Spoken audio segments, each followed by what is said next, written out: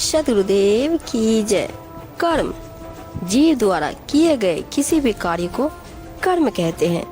मनुष्य के सभी कर्म संचित होते रहते हैं, वह इनका अच्छा बुरा फल भोगता रहता है। कर्म भोग से मुक्ति भी सरल नहीं है। कर्म फल के भोग से मुक्ति पाने के लिए कर्म का उद्देश्य और स्वरूप बदलना आवश्यक है। कर्म के विभिन्न रूप हैं, जिन कर्मों को करने के लिए मनुष्य विवश है वे कर्म का पहला रूप है। जीव अपनी रक्षा दृष्टि से जो भी कर्म करता है वे सभी इसके अंतर्गत आते हैं। जो कर्म अपने तथा दूसरों के लिए हानिकारक होते हैं, मूल भाव में किए गए वे कर्म भयंकर, हिंसाजनक तथा आसुरी प्रवृत्ति के होते हैं। अपने हित के लिए मोहवश किए गए सभी कर्म स्वार्थी होते हैं, जबकि निष्काम भाव से दूसरों के हित में किए जाने वाले कर्म परमार्थी कहलाते हैं। सद्गुरुदेव ने बड़ा ही सुंदर वाणी कहा है, काया पैसी कर्म सबना से जड़ा मरण के संशय गए, निरंकार निर्गुण अविनाशी तीन लोक में ज्योति बढ़े। कृत कर्मों से प्रभावित होने वाले कारण शरीर के अंदर से चेतन धारा को अंतर्नाथ के आराधना के द्वारा बाहर निकालकर अभ्यासी सदा के लिए काल जाल के घेरे से परे हो जाते हैं। प्रबल कर्म फल के ऊपर किसी भी रीतियों का प्रभाव नहीं पड़ता। उपयुक्त साधना के बिना लाख उपाय करने से भी कर्म फल नष्ट नहीं होता, वरन वह बढ़ता ही चला जाता है।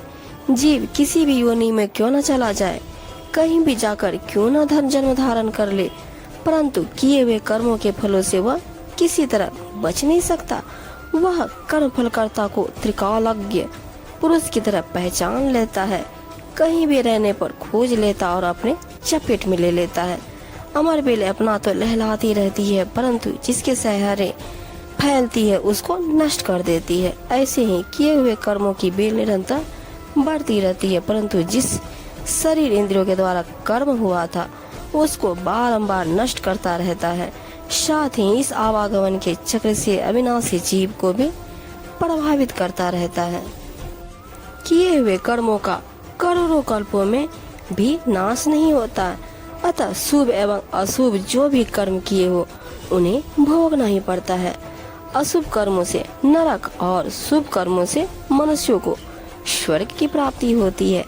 ऐसा कहा गया है, जन्म भला बुरा कम ज्यादा जो भी हो उन दोनों का क्षय हो जाने पर मुक्ति होती ही है।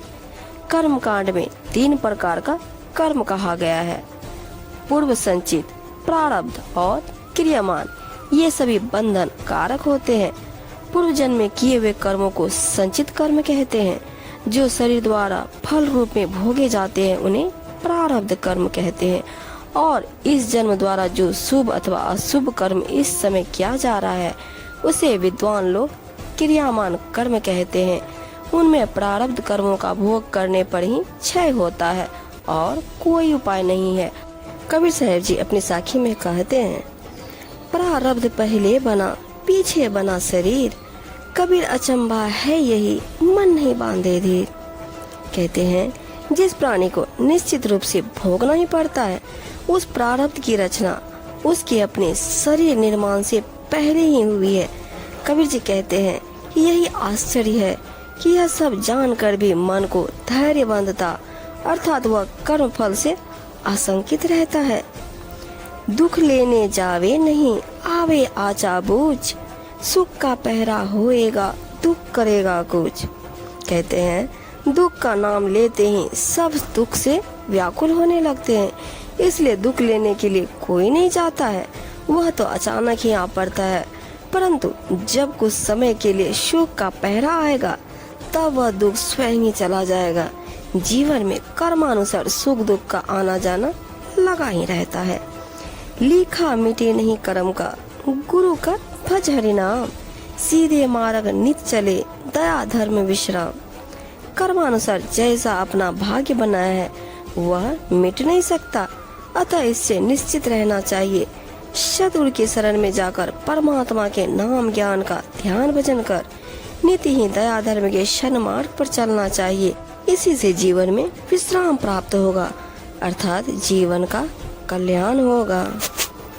जी कहते हैं, जिन्हें पानी में डूबने का भय है। वे समुद्र में मोती पाने के लिए छलांग नहीं लगा पाते, परंतु जिन्हें मोती पाने की लगन है वे निर्भीक होकर छलांग लगाते हैं और सदगुरु के ज्ञान रूपी रत्न को पा जाते हैं। मैं ऐसा ही बावला सा डरा हुआ किनारे बैठा रहा और कुछ भी नहीं पा सका। सतगुरु और उनके ज्ञान को पाने के लिए